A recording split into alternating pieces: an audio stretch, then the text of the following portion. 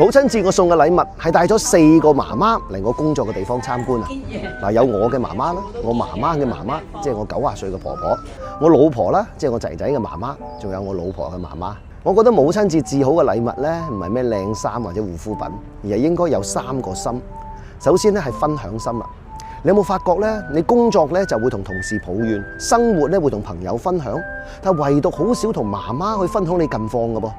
嗱，我仔仔咧6歲半啦。當佢第一次同我講話呢個係我同同學仔嘅秘密，唔話俾你聽嘅時候，你知唔知我有幾失落啊？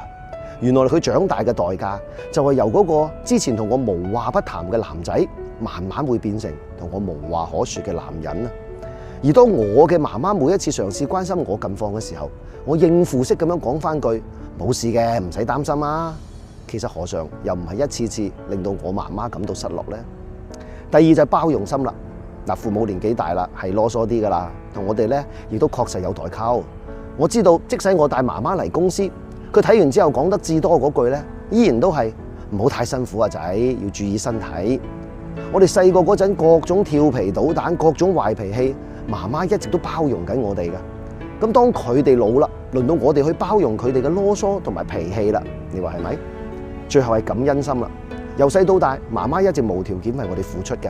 從來都冇問過我哋攞任何嘅回報，甚至乎喺我未出世嘅時候，無論懷孕有幾辛苦，媽媽至擔心嘅都依然係我夠唔夠營養，會唔會健康？